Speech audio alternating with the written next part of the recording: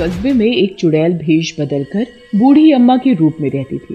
वो लोगों को अपने वश में करने के लिए जादुई मक्के की रोटियां साग के साथ कम पैसों में उन्हें खिलाती थी। बाद में उसकी बेटी भी उसका साथ देने लगती है उसके काम में।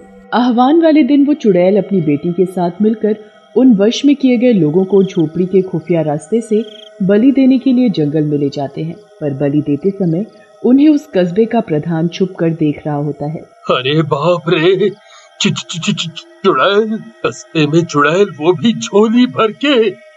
इतनी चुड़ैल देखकर तो लगता है चुड़ैलों की बारिश हुई हो। मुझे यहाँ से निकलना होगा, वरना मुझे यहाँ इन भूतनियों ने देख लिया तो मेरा भी राम नाम सत्य पक्का है। इधर चुड़ैल मिलकर उन लोगों का खून पी रही थी। इससे पहले कि कोई हमें असली रूप में देखे, हमें वापस झोपड़ी में चले जाना चाहिए। प्रधान लड़खड़ाता गिरता पड़ता घर पहुंचता है। अगले दिन से अम्मा और उसकी बेटी वापस मक्के की जादुई रोटियां बेचनी शुरू कर देती हैं। आखिर वो चुड़ैल यहाँ आई कैसे? कस्बे का प्रधान होने के नाते मुझे कुछ तो करना ही पड़ेगा। 2 दिन बाद लल्लन प्रधान के घर जाता है। उसके घर का दरवाजा खटखटाता है। प्रधान, ओ प्रधान, अरे प्रधान जी दरवाजा खोलो। कौन कौन कौन है बाहर? अरे प्रधान जी, हम हैं लल्लन, पंचायत वाले। आज इतना जरूरी फैसला करना था, कितने हफ्तों से फैसला अटका पड़ा था और इतने जरूरी दिन तुम आए नहीं। ऐसा तो कभी हुआ नहीं, फिर अब कैसे है? क्या बात हो गई ऐसी, बताओ तो। मुझे कोई बात नहीं करनी, मुझे कोई बात नहीं करनी किसी से। तुम जाओ यहाँ से, जाओ यहाँ से। नहीं, मैं नहीं जाऊंगा जब तक तुम मुझे बात नहीं बता देते कि तुम ऐसा व्यवहार क्यों कर रहे हो। पहले कभी तुमने ऐसा नहीं किया प्रधान। लल्लन के लाख पुकारने पर भी प्रधान दरवाजा नहीं खोलता। लल्लन वहाँ से चला जाता है। मैं सबको कैसे बताऊं कि मैंने उस दिन जंगल में क्या देखा? कस्बे का प्रधान होने के नाते मेरा फर्ज बनता है कि मैं लोगों को उस मुसीबत से बचाऊं, उन खून की प्यासी चुड़ैलों के चुंगल से बचाऊं। पर कैसे कैसे? लल्लन घर आके रात भर इसी बारे में सोचता रहता है। कई दिन बीत जाते हैं। इधर चुड़ैलों का मौत का सिलसिला चलता रहता है। एक दिन प्रधान उसी सड़क से जा रहा होता है, तभी उसकी नजर उस मक्के की रोटी बनाने वाली मशीन पर पड़ती है। अरे, इतनी बड़ी मशीन, पर इस कस्बे में इतने पैसे किसके पास हैं जो इतनी महंगी मशीन खरीद कर ला सके? जरा चल के पूछा तो जाए, आखिर कौन रईस आ गया। प्रधान झोपड़ी की तरफ बढ़ता है और उस अम्मा और उसकी बेटी को देखता है लोगों को खाना परोसते हुए। इस झोपड़ी की हालत देखकर तो लगता है इन माँ बेटी को 2 वक्त का खाना भी मुश्किल से मिलता होगा, और रोटियां बनाने के लिए इतनी महंगी मशीन। कुछ तो गड़बड़ है। एक काम करता हूँ, मैं यहीं कहीं छुप जाता हूँ और देखता हूँ कि आखिर माजरा क्या है।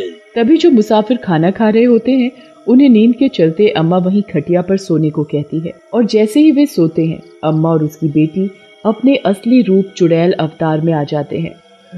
क्या बात है, हमें इससे ज्यादा सुकून की जिंदगी नहीं मिलेगी कहीं। बिना किसी खौफ के हमें शिकार पर शिकार मिलते रहते हैं। शहरों में क्या रखा है सिवाय डर के, और यहाँ देखो ऐश की जिंदगी। प्रधान ये रूप देखकर सहम जाता है।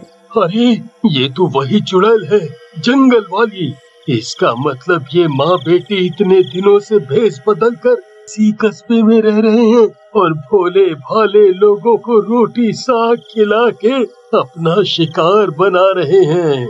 और यहाँ सबने इन्हें गरीब समझकर रहने के लिए जगह भी दे दी। पर ये तो आस्तीन की चुड़ैल निकली।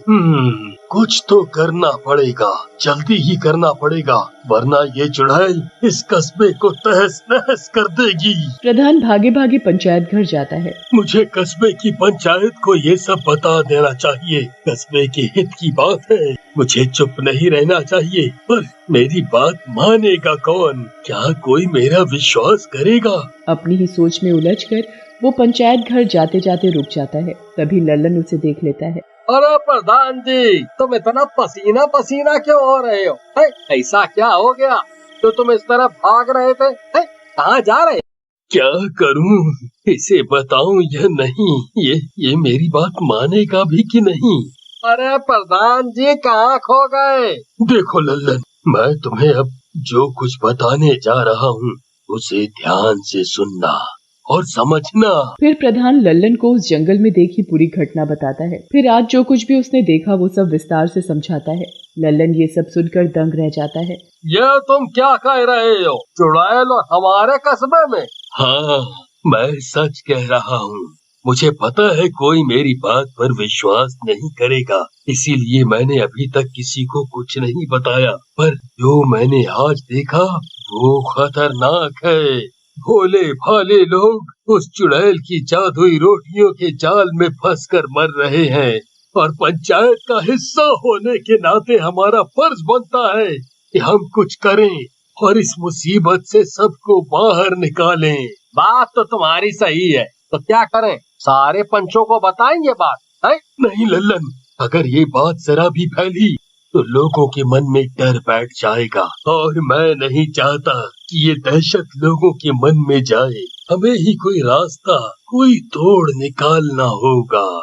बहुत सोच विचार कर वे एक योजना बनाते हैं। अब चाहे जो हो जाए, हम सबको इन जादुई रोटियों से आजादी दिला के ही रहेंगे। हाँ। फिर वे लोग एक मंदिर में जाते हैं। वहाँ उन्हें एक बाबा मिलता है। वो बाबा को चुड़ैल के बारे में सारी जानकारी देते हैं। बच्चा, तुम लोग चिंता नहीं करो, बुराई कभी भी अच्छाई पर हावी नहीं हो सकती। इसका तोड़ जरूर मिलेगा। बाबा अपनी सिद्धिपूर्ण किताब खोलता है और उस मुसीबत से निजात पाने का तोड़ ढूंढने लगता है। काफी तर्क वितर्क करके बाबा एक नतीजे पर आता है। बेटा, जो जादू अन्न के सहारे इंसानी खून में मिलाया जाए उसका तोड़ बहुत मुश्किल है पर नामुमकिन नहीं। एक बार फिर सोच लो, ये बहुत खतरनाक है। इसमें तुम्हारी जान जाने की भी नौबत आ सकती है। प्रधान और लल्लन बाबा की बात सुनकर एक दूसरे की शक्ल देखने लगते हैं। फिर कुछ लम्हा रुककर दोनों लंबी सांस खींचते हैं और कहते हैं, हम पंचायत का हिस्सा हैं। कस्बे वालों ने हमें अपनी सुरक्षा के लिए पंच बनाया है। अगर हमारे रहते हुए भी उनकी जान की सुरक्षा हम न कर पाए तो तू है हमारी जिंदगी पर। क्या मुंह लेके भगवान के घर जाएंगे कि अपना फर्ज भी ढंग से ना निभा सके? ऐसी जिंदगी से तो मौत ही भली। ये सुनकर बाबा मुस्कुराता है और उन्हें तोड़ बताता है। हम बिल्कुल तैयार हैं, जो होगा देखा जाएगा। प्रधान जी चलिए, अब हम और देर नहीं कर सकते। हाँ भाई, बिल्कुल सही। अगली रात लल्लन और प्रधान उस झोपड़ी में जाते हैं जब चुड़ैल सो रही होती है और चुपके से उस झोपड़ी के बीचों बीच एक खंबा गाड़ देते हैं। फिर जिस आटे से वो रोटियां बनाती है उस आटे में बाबा की दी हुई पुड़िया मिला देते हैं और उल्टे पांव घर वापस आ जाते हैं। बस अब सुबह होने की देरी है। भगवान करे जैसा हमने सोचा है वैसा ही हो। जरूर होगा। सही नियत के साथ कोई भी काम करो तो सफलता मिलनी तय है। अगली सुबह, अरे बिटिया रानी जल्दी उठो, इससे पहले कि ग्राहक आने शुरू हो। जल्दी से साग रोटी बनाने की तैयारी करो। ये बुढ़िया भी ना सुबह सुबह उठा देती है। कभी कभी तो मन करता है सबसे पहले इसे मार कर खाऊं। चुड़ैल की बेटी आटा लगाने जा रही होती है कि वो उसी खंबे से टकरा जाती है। ओफो, ये इस बुढ़िया का कौन सा नया ड्रामा है? भला बीचों बीच खंबा पता नहीं क्यों गाड़ा है। दिन ही खराब है आज का। समय होते ही लल्लन वहाँ ग्राहक बनकर आता है। अरे अम्मा, जरा खाना तो खिला दो, जोरों की भूख लगी है। जा जा, शिकार आ गया, खाना लेके जा। जैसे चुड़ैल और उसकी बेटी थाली लेकर आते हैं। आज मेरा जन्मदिन है और आज मैं आप दोनों को भी अपने हाथ से खिलाऊंगा। वैसे भी मेरा दुनिया में है ही कौन। अब अम्मा, तुम ही यहाँ हम जैसे लोगों का पेट भरती हो तो तुम ही परिवार हो। अगर मैंने रोटी नहीं खाई तो उसे शक हो जाएगा। हाँ हाँ, क्यों नहीं बेटा। लल्लन दोनों माँ बेटी को जैसे ही वो रोटी खिलाता है वो दोनों चुड़ैल रूप में आ जाते हैं। ओह, तो ये है तुम दोनों की असलियत है? ये तूने अच्छा नहीं किया। अब तूने असली रूप देख ही लिया है तो समझ कि तेरा क्या होगा। तभी प्रधान वहाँ जाता है। अरे हमारा क्या होगा ये बात की बात है। पहले तू अपना देख हैवान चुड़ैल। और दोनों मिलकर चुड़ैल माँ बेटी को उस खंबे की तरफ धकेल देते हैं। वो खंबा सिद्धि ताकतों से पवित्र करके लाया गया था। जादुई रोटियों में मिली भस्म से चुड़ैल कमजोर पड़ जाती है और खंबे में टकराने की वजह से वो हमेशा के लिए उसी में कैद हो जाती है। क्या